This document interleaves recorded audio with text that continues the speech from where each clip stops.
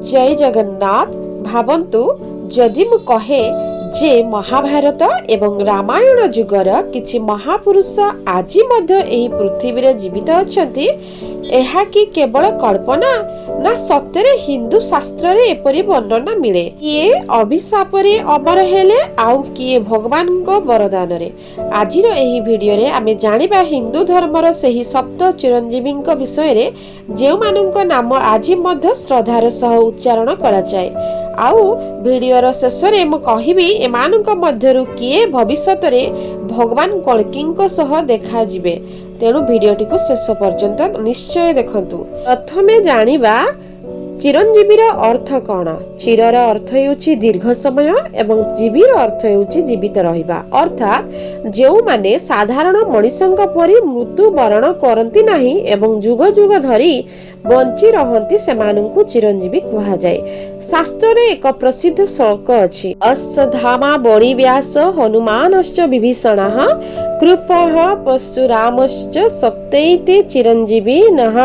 एही श्लोकरे उल्लेख होईछि सेही सात महापुरुषंक नाम जेउ मानंकु सप्त चिरंजीवी कहा जाय।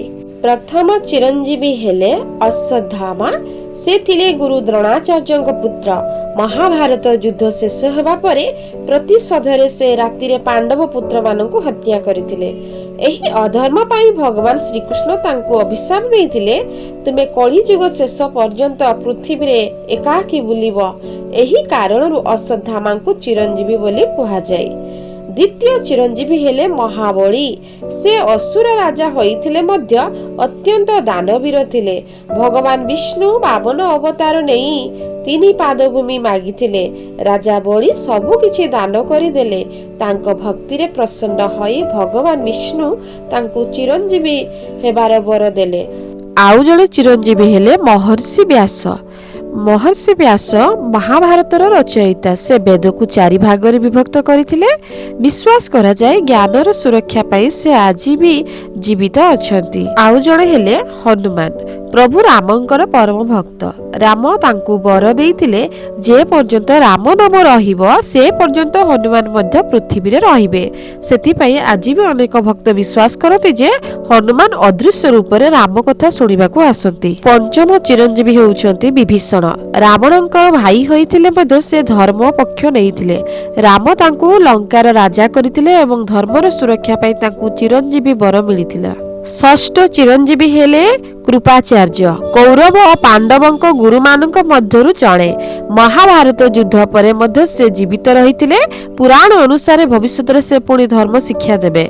सप्तम चिरंजीवी होउछंती भगवान परशुराम। भगवान विष्णुंक षष्ठ अवतार। से 21 थर अधर्मी क्षत्रिय मानक पराजित करथिले। महाभारत रे भीष्म कर्ण और द्रोणंकर गुरु मध्य थिले। कुहा जाय कल्की अवतारंक गुरु मध्य सेही हेबे। आश्चर्यर कथा हेउची एही 7 जनक मध्यरु केही अभिशाप रे चिरंजीवी होइछंती, आउ केही भगवानक वरदान रे। सेमानक जीवन आमको एही कथा सिखाए धर्म, भक्ति, ज्ञान और कर्मर फल जुग जुग धरी स्मरणीय होई रहे।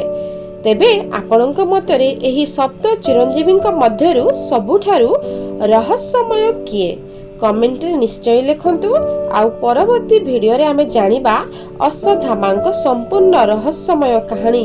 से पर्यंत जय श्री राम, जय हनुमान, जय जगन्नाथ।